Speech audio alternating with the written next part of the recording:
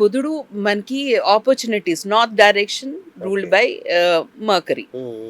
బుధుడు దాని నుంచి మనకి ఆపర్చునిటీస్ వస్తాయి, దాని నుంచి మనకి ఫైనాన్స్ వస్తుంది. సో దాంట్లోనే కానీ కమోడ్ ఉన్నది అనుకోండి, కమోడ్ ఏం చేస్తుంది, డ్రైన్ చేస్తుంది ఎనర్జీస్ని. మన ఆపర్చునిటీస్ అంతా డ్రైన్ అయిపోతుంది. నా బుధుడు స్ట్రాంగ్గా ఉండడం వల్ల ఈ వాస్తు దోషం కొంచెం వరకు కవర్ అవుతుంది. అంటే అంటే రీసెంట్గా ఒకళ్ళ చాలా అతను సక్సెస్ఫుల్ బిజినెస్ పర్సన్ అండి, వాళ్ళ ఇంటికి వెళ్ళాం. సౌత్ ఎంట్రన్స్ చెడు కాదు, దాంట్లో ఎంట్రీ పాయింట్స్ ఉంటాయి. బిజినెస్ అంటుంటారు కదా మామూలుగా. సౌత్ మనకి నేమ్ అండ్ ఫేమ్ ఇస్తుంది, సౌత్ వల్ల మనకి ఫైనాన్స్ బాగుంటుంది. కానీ ఏ ఎంట్రీ పాయింట్ లో ఉందో అది చాలా ఇంపార్టెంట్ అండి. సౌత్ లో రెండు ఎంట్రీ పాయింట్సే మంచిది, S3 అండ్ S4 అంటాం. తక్కినవి అంత మంచివి కావు అది. సో ఇతను ఎంట్రన్స్ S3 S4 లో ఉంది, కానీ గేట్ కలర్ ఏమో grey colour, grey water colour, south fire zone అని అనుకున్నాను. ఏంటి ఇతనికి గేట్ కలర్ గ్రే కదా, అలాగే ఇంత డబ్బు గణించాడు అనుకున్నా. దెన్ ఇంట్లో వెళ్తేను వాళ్ళది అంటే ఇంట్లో మార్బుల్ అంటే ఎంట్రన్స్ నుంచే ఒక మార్బుల్ ఉంది, వేసింది గ్రెనైట్ వేసింది. గ్రెనైట్ అంతా బ్లాక్ కలర్ గ్రెనైట్. అరే south fire zone, black colour granite, grey colour gate, ఇతను ఇంత డబ్బు ఎలా గణించాడా అనిపించింది. దాని తర్వాత డిస్కషన్లో నేను అతనితో మాట్లాడుతుంటే అతను, నాలో చాలా పొటెన్షియల్ ఉందండి, చాలా డబ్బు గణించి ఇది ఉంది, కానీ నేను ఎంత అనుకున్నాను అంత గణించలేకపోతున్నాను అని. నన్ను ఓకే, మీకు ఎందుకు అలా అంటే గణించలేకపోతున్నారు మీరు అనుకుంటున్నారు అంటే, నాకు ఎందుకో అండి, నాకు సిచ్యువేషన్ అంత ఫేవర్ చేయటం లేదు, నేను అనుకున్నంత నేను గణించలేకపోతున్నాను, కానీ నాలో కేపబిలిటీస్ ఉన్నాయి, నేను చేయగలను చేయాలంటే, కానీ చేయలేకపోతున్నాను అని. ఓకే సరే, అతని జాతకం చూస్తే అతను మార్స్ చాలా స్ట్రాంగ్గా ఉన్నాడు, మార్స్ సౌత్ అంటే డైరెక్షన్కి చాలా స్ట్రాంగ్గా ఉన్నాడు. దానివల్ల అతను గణిస్తున్నాడు. కానీ ఇక్కడ grey colour gate, black colour granite వల్ల అతనికి కొంచెం డౌన్ ఫాల్ వస్తుంది. అంటే ఆ లెవెల్లో వెళ్ళలేకపోతున్నాడు ఎంత అతను చేయగలడో. సో ఇది చాలా కలర్స్ చాలా ఎఫెక్ట్ అవుతుంది. చిన్న చిన్న విషయాల్లో వాస్తు ఎంత డిఫరెన్స్ తీసుకొస్తుందో ఇవి చూస్తే అనిపిస్తుంది, అమ్మా ఎంత ఉందా అని. మ్యామ్ అట్లాగే క్లటర్ ఉంటుంది కదా, అది కూడా ఎనర్జీస్ని డ్రైన్ చేస్తుందా? అంటే మన ఇళ్ళల్లో ఉండేది కానీ క్లటర్ ఎనర్జీస్ని ట్రాప్ చేయిస్తుంది. క్లటర్ అంటే ఏంటి, చెత్త.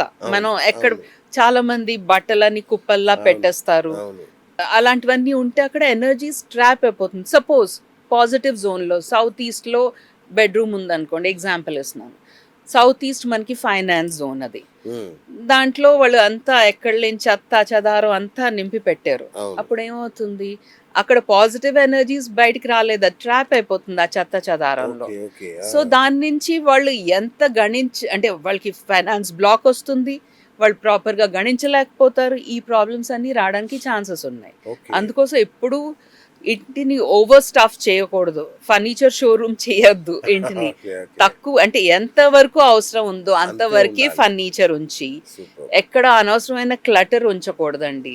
ఎంత క్లటర్ ఉంటే అంత ఇంటికి మంచిది కాదు, ఎనర్జీ ఫ్లో ప్రాపర్గా ఉండదు.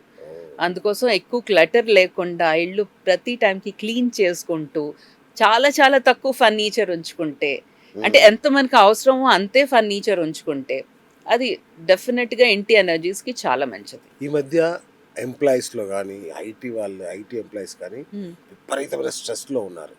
అఫ్ కోర్స్ వాళ్ళు ఎప్పుడు ఉంటారు, కానీ ఈ మధ్య ఇంకా తెలుసు రీజన్స్, మీకు కూడా తెలుసు, విపరీతమైన స్ట్రెస్ లెవెల్స్తో ఇబ్బంది పడుతున్నారు. అంటే ఏమైనా ఎనర్జీ బ్యాలెన్స్ చేస్తే ఇంట్లో ఈ స్ట్రెస్ లెవెల్స్ తగ్గే అవకాశం ఏమైనా ఉంటుందా అండి? డెఫినెట్గా అండి. అవునా? నార్మలీ వాస్తు పురుషుడు బ్రెయిన్ నార్త్ ఈస్ట్లో ఉందంట. సో మనకి మెంటల్ డిస్టర్బెన్స్ అయినా స్ట్రెస్ అయినా ఏదైనా స్ట్రెస్ అయినా ఏదైనా నార్త్ ఈస్ట్ నుంచే వస్తుంది.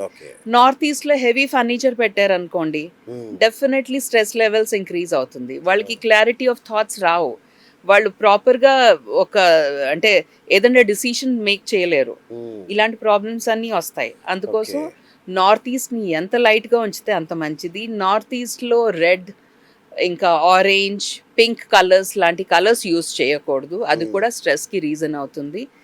ఒక చిన్న ఎగ్జాంపుల్ చెప్తానండి. Okay. Just few months back ఒక యుఎస్ కేసు వచ్చింది.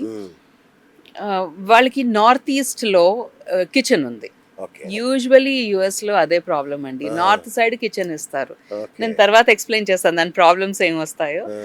నార్త్ ఈస్ట్లో కిచెన్ ఉంది. కిచెన్ ఏమిటి? Fire zone. నార్త్ ఈస్ట్ ఏంటి? Water zone.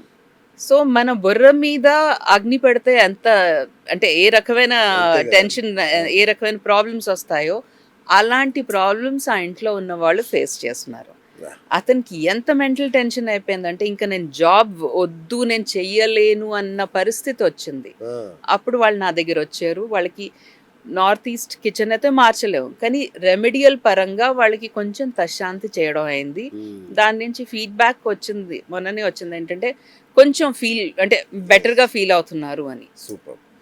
బేసిక్గా మన దగ్గర ఎనర్జీ బ్యాలెన్స్ చేయించుకున్నాక మీరు వచ్చి లేదంటే ఏమన్నా పరిహారాలు చేయించుకున్నాక రిజల్ట్ రావడానికి ఎంత టైం పడుతుంది మ్యామ్? నార్మలీ 3 to 4 months పడుతుందండి. 3 to 4 months, ఎందుకంటే అక్కడ ఎనర్జీ అంతా బ్యాలెన్స్ అవ్వాలి. ఇదే మ్యాజిక్ వ్యాండ్ కాదు కదా, వెంటనే చేసాం అయిపోయింది అని.